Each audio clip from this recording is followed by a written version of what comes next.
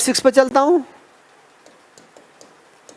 F x equal to sec x, यानी कि y equal to sec x, y equal to sec x, ये मुझे बनाना। अब इसके लिए तुम कॉस को देखो, जो मैंने कॉस एक्स का ग्राफ बनाया था, तो कॉस एक्स का ग्राफ मेरा कैसा था, वो स्टार्ट हुआ था मेरा 0 से और ऐसा जाएगा यूं, इस तरफ वो ऐसा जाएगा यूं, ठीक है ना। तो यहाँ पे क्या करना है मुझे, यहाँ से ब्रेक करना, odd multiplier of pi by 2 से, यहाँ से इसको ब्रेक करना है। देखो ना, ये वाला जो लूप है इसको यहाँ से पकड़ो और इसे ऊपर चेंज कर जाओ ऐसे, ये इसको नीचे चेंज कर दो, इसको ऊपर चेंज, इसको नीचे चेंज।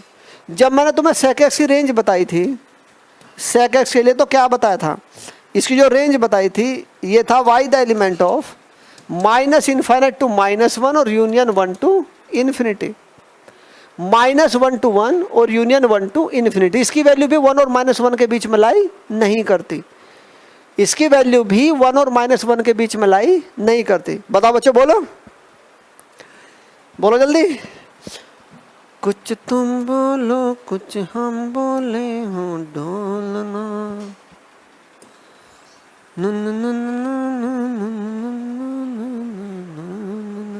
हाँ बेटा समझ गए, बोलो। अब मैं फिर क्या बनाता हूँ, यहाँ पे ये रखी मेरी y एक्सिस और यहाँ पे मैं बना लेता हूँ, ये रखा है मेरा x एक्सिस। थोड़ा और भी मैं इसे आगे लेके जा सकता हूँ, ठीक है ना, मैं इसको थोड़ा और आगे लेके जा सकता हूँ, यहाँ तक बना दिया। ये क्या है मेरा y इक्वल टू 0, ये क्या होगा x इक्वल टू 0, ऐसे। अब बनाओ इसके लिए पार्टीशन, इसको रेड मार्क कर देता हूँ, इसको मैं रेड से बना लेता हूँ। ये वैल्यू क्या होगी मेरी 0, odd multiplier of pi by 2 क्या होता है, कोस 0 होता है। तो साइन में जहां वैल्यू पाई और पाई बाई 2 थी, यहां पे वैल्यू कुछ और चेंज हो जाएंगी। अब देखिए ध्यान से,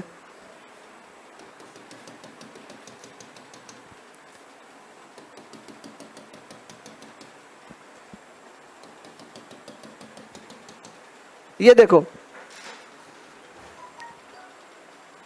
अब देखिए, ये तो बता रखा है मैंने अच्छी तरह, cos odd multiplier of pi by 2 0 होता है, 2n + 1 pi by 2 that will be 0 n belongs to integer. तो जहां से x x को कट कर रहा था वहां पे क्या होगा, पाई by 2, 3 pi by 2, 5 pi by 2, 7 pi by 2, 9 pi by 2 and so on, ठीक है ना।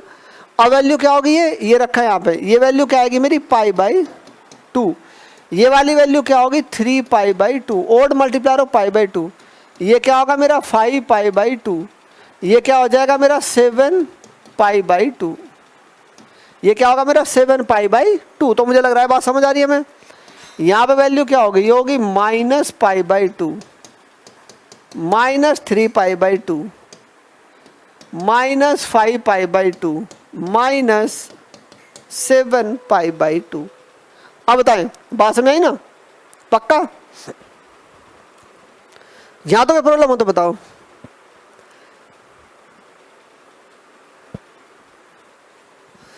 अब इसकी वैल्यू भी क्या होगी, जिस तरह हमारी कोसक की वैल्यू 1 और -1 के बीच में लाइन नहीं कर रही थी, इसी तरह से ये भी लाइन नहीं करेगा। तो अब एक बार मैं 1 और -1 के बीच में इसको एक बार और पार्ट कर लेता हूं, इसको ये वाली वैल्यू, ठीक है ना। -1 मैं यहां से जा रहा हूं, ये वैल्यू मेरी -1, ये पॉइंट क्या होगा 0,1, ये वैल्यू क्या आएगी 0 -1। अब बनाइए ग्राफ, जो कॉस का ग्राफ मैंने यहाँ पे ऐसे बनाया था, इसको ध्यान से देखिए, ये इस तरह से, इसको नीचे से पकड़ के ऊपर पटक दो, नीचे से इसे ऊपर उठा दो, तो क्या बनेगा ग्राफ। मोस्ट इंपोर्टेंट देखो भैया, कुछ बच्चे ऐसा सोच रहे होंगे ना, यार ग्राफ की मुझे तो समझ नहीं आ रहा, मुझे नहीं आ रहा भाई सर, मैं तो नहीं ग्राफ बनाऊंगा, ठीक है ना। अगर ग्राफ तुम नहीं बनाओगे, जब मैं इतनी मेहनत कर सकता हूँ तो तुम भी कर सकते हो, ठीक है ना। अगर ये तुम ग्राफ नहीं बनाओगे तो बहुत सारा पोर्शन तुम्हारा वीक हो जाएगा। कुछ क्वेश्चन ग्राफ से सोल्व होने वाले होते हैं। 12th में एक चैप्टर है एरिया अंडर द कर्व, सारे ग्राफ ही उसके अंदर आते हैं। यहाँ पे भी बहुत सारे चैप्टर्स ऐसे आगे, फंक्शन वगैरह आएगा, रिलेशन एंड फंक्शन में ट्रिग्नोमेट्री के बाद उसी को लेने वाला हूँ, तो वहाँ पे भी तुम्हें ये प्रॉब्लम करेगा, ठीक है ना। वहाँ पे भी ये चीज़ प्रॉब्लम करेगी, ग्राफ नहीं आएगा तो हमें प्रॉब्लम हो जाएगी। देखो ना, जिस तरह से हमने इस पर रट्टा मारा था कि सेक एक्स की रेंज क्या होती है, -∞ to -1 यूनियन 1 to ∞, तो यहाँ ग्राफ शो तो कर रहा है उस चीज़ को। अगर ग्राफ हमें पता होगा तो रेंज को रट्टा मारने की जरूरत नहीं है, हमें डायरेक्ट क्लियर हो जाएगा कि यहाँ से यहाँ तक की वैल्यू है और यहाँ से यहाँ तक की वैल्यू है। बताओ, समझे ना अच्छी तरह।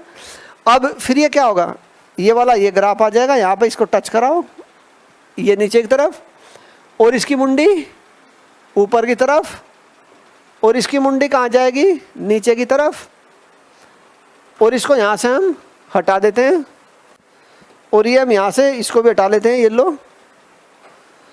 अब फिर क्या बनने वाला है, कहाँ पे बनेगा मेरा, फिर मेरा यहाँ पे बनेगा, ऑल्टरनेट पार्ट पे बन रहा है ये बना। फिर यहाँ पे जाएगा ऐसे, वन लाइन को टच करेगा, opening upward and opening downward graph बनेगा। जो लूप हमारा ओपनिंग डाउनवर्ड है वो कैसे बनेगा, ओपनिंग अपवर्ड। जो ओपनिंग अपवर्ड है वो कैसे बनेगा, ओपनिंग डाउनवर्ड।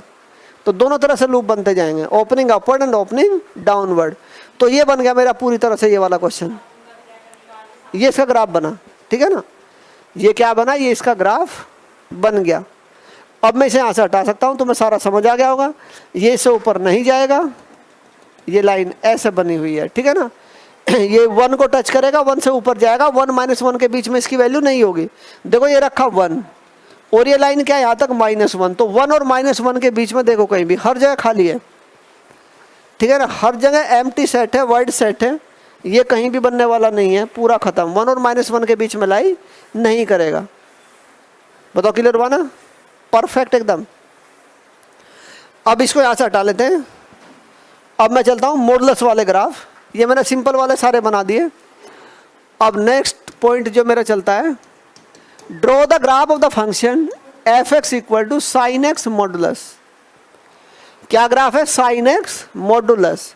अब मोड तुम्हें पता होता है, मोड हमेशा पॉजिटिव होता है, मोड कभी भी निगेटिव नहीं हो सकता, ठीक है ना। मोड कभी भी निगेटिव नहीं होता। एक बार सिंपल मैं ऐसे ही बता रहा हूँ, ये खूब हमें काम आएगा। यहाँ पे x होगा, कब होगा ऐसा, when x > 0। मोड के अंदर रखी क्वांटिटी निगेटिव तो मोड अपने आप पॉजिटिव, तो मोड अपने आप हट जाएगा। मोड के अंदर रखी क्वांटिटी निगेटिव तो उससे पहले एक माइनस और लग जाएगा, ये होगा -x। ये क्या होगा, when x < 0। मोड के अंदर रखी क्वांटिटी निगेटिव, उससे पहले एक माइनस लगा दो। मोड के अंदर रखी क्वांटिटी पॉजिटिव तो मोड अपने आप हट जाएगा, ठीक है ना। हो गया, समझे ना। अब देखिए कैसे करना है। तो ये यहाँ पर आ गया। अब क्या मिला मुझे, y मुझे इसका ग्राफ बनाना, y = sin x मॉडुलस। बताओ समझ गए, x modulus = x when x > 0 -x when x < 0। Yes और नो, बात समझाया, यस और नो। अब देखो मैं यहाँ से इसको मिटा देता हूँ, ये मेरा हुआ खत्म। अब आ जाओ, मुझे sin x का ये ग्राफ बनाना है, मॉडुलस का मुझे ग्राफ बनाना है जी। यहां तक हम चले गए, ठीक है। x = 0, ये क्या होगा मेरा, y = 0। अब sin x का मॉडुलस, जो वैल्यू नीचे थी, जब मोड कभी निगेटिव हो ही नहीं सकता, जो x अक्ष के नीचे होता है y वो निगेटिव होता है, x अक्ष के ऊपर y क्या होता है, पॉजिटिव होता है, ये हमें पता है। जब मैं साइन का ग्राफ ड्रॉ किया था तो ये मेरा साइन का ग्राफ था। अब ये x अक्ष से नीचे है, तो यहाँ से यहाँ तक ये क्या होगा, ये पूरा निगेटिव होगा, और मोड कभी निगेटिव होता नहीं। ये वैल्यू यहाँ से हट भी नहीं सकती, तो इसका क्या होगा, इसका रिफ्लेक्शन हो जाएगा ऊपर, ऐसे इमेज बनेगी इसकी। क्या बनेगी, इसकी मिरर इमेज। जो ग्राफ मेरा नीचे था ये वाला, ये ऊपर रिफ्लेक्ट हो जाएगा ऐसे, ये नीचे से ऊपर इसकी मिरर इमेज बन जाएगी। जो x अक्ष के नीचे था उसका रिफ्लेक्शन हो जाएगा x अक्ष के ऊपर, ठीक है ना। तो कैसे, देखो इस तरह ऐसा ग्राफ बनेगा। ये किसका ग्राफ है, sin x मॉडुलस का ग्राफ है। ये रखा है वैल्यू 0, पाई, 2 पाई, 3 पाई, 4 पाई। ये होगा -पाई, -2 और -3 पाई। अब बताओ समझा मैं अच्छी तरह? देखो ना, जितनी वैल्यू नीचे थी उन सभी वैल्यू का रिफ्लेक्शन हो गया ऊपर, वो सारी रिफ्लेक्ट कर गई, सारी वैल्यू ऊपर रिफ्लेक्ट कर गई। ये वैल्यू क्या होगी मेरी, -इन्फिनिटी तक जाएगी, ये इस तरफ भी -इन्फिनिटी तक जाएगा, ठीक है ना, एंड सो ऑन कंटिन्यू, ये भी यहाँ पर कंटिन्यू करेगा। इस तरह से इसकी वैल्यू जाती रहेंगी। बताओ ठीक है ना? तो ये पूरा ये किसका ग्राफ हो गया, y = sin x modulus, y = sin x modulus, ये y = sin x मॉडुलस का ग्राफ है, ठीक है ना, y = sin x मॉडुलस का ये ग्राफ है। तो अब बताओ यहाँ तक की बात हमें समझ आई ना अच्छी तरह? कोई प्रॉब्लम हो तो बताओ। ये होगा sin x मोड का ग्राफ। अब मैं इसको मिटा सकता हूँ यहाँ से, ये बात हमें समझ आ गई पूरी तरह। तो ये sin x मॉडुलस का, अब मैं y = cos x मॉडुलस चलता हूँ, सभी के ग्राफ बनवाऊंगा। तो चलो इसको हटा लेते हैं यहाँ से।